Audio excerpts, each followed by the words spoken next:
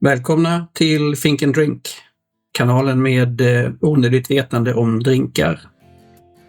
Old Fashioned, ett namn som antyder att det här är en gammal cocktail. Och det stämmer. Men det är också ett namn som antyder att något vid något tillfälle ersatt och föregått vår drink.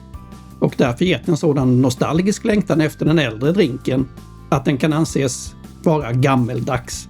Och det stämmer det också. Men låt oss ta det hela från den absoluta början. Så, jorden kallnade och den brittiska apotekaren Richard Stoughton fann runt 1690 upp ett botemedel mot baksmällor. Han kallade det för Elixir Magnum Stomachicum eller The Great Cordial Elixir. Vi kallar det idag för bitters. Även om Richard tänkte sig det hela i ett rent medicinskt syfte så dröjde det inte längre än till mitten på 1700-talet tills bitters var en självklarhet på barer runt om i Storbritannien och dess kolonier. 1806 var bitters så etablerad att den utgjorde en av de 4 grundpelarna i vad amerikanerna kallar den officiella definitionen av en cocktail. Tillsammans med bassprit, socker och vatten. Cocktail som begrepp är naturligtvis äldre än så. Men nu gällde det ju Old Fashioned och inte bitters eller cocktail i allmänhet. Vi tar oss till USA och slutet på 1700-talet.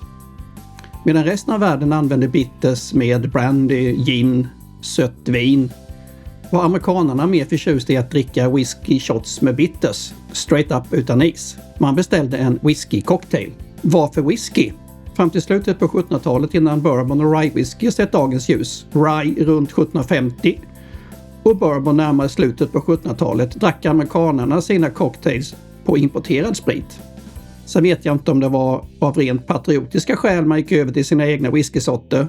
Spriten fick väl i vilket fall som helst bra draghjälp av några av deras tidiga presidenter. Till exempel redan George Washington, deras första president, som efter sitt presidentskap 1797 öppnade destilleri i Mount Vernon.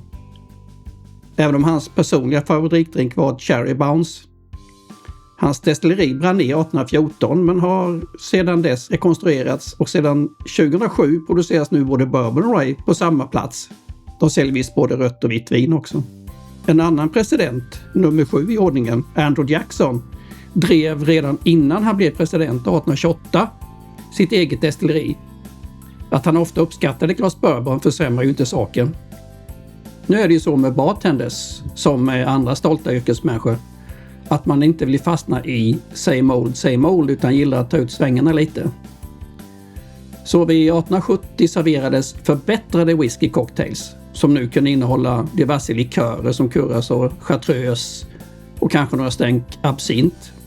Några, och jag höll på att säga bakåtsträvare, men det är ju ett väldigt orättvist epitet att ge dem som säkerställer att vi idag faktiskt kan njuta en Old Fashion. Låt oss istället kalla dem för traditionister. Dessa började beställa The Old Fashion Whisky Cocktail för att försäkra sig om att slippa likörer, absint och andra tjusiga tillsatser i sina glas. Ja. Medan de var emot nymodigheter i glaset ser de inte ut att ha haft något emot att få den serverad i en tjockbottnad tumblerglas on the rocks istället för som tidigare en shots. Vi kallar ju till och med glaset idag för Old Fashion glas. The Old Fashion Whisky Cocktail blev rätt snart förkortat till en Old Fashioned. Så bourbon rye, en sockerbit, några stänk angostura bitters och en skvätt vanligt vatten. En väldigt enkel drink, eller hur? Jag vill säga bedrägligt enkel. För om du frågar och kollar runt, bli inte förvånad om du hittar uppemot 300 distinkta Old Fashion recept eller varianter. Men det är något jag tänker utveckla i Take 2-avsnittet. Nu gäller ju det IBAs recept som verkligen är det gamla originalreceptet. Ser jag en Buffalo Trace i en bar får jag nästan Pavlovs reaktion och beställer en Old Fashion direkt. Om jag inte drar mitt standardskämt förstås. Jag känner mig Old Fashion idag. Jag tar en Manhattan. Ett skämt som uppskattningsvis 0% av världens bartenders gillar, tror jag. Så efter att ha druckit ett par Old Fashions i mina dagar så vet jag vad jag vill ha. Men jag använder Bullet Bourbon den här gången. Den är lite alkoholstarkare än Buffalo Trace och har mer råg i mäsken. Vilket passar mig som hemma brukar använda 25% rye whisky tillsammans med bourbonen.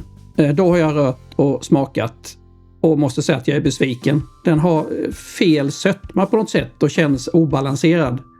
Den här får 4 av 6. Jag fortsätter nog med Buffalo Trace och Bulleit Rye. Men för Take Two tänker jag ta ut svängarna rejält. Jag har en flaska hemma som jag är väldigt nyfiken på att prova med en lite starkare bourbon. Men tills dess, skål och mixa lugnt.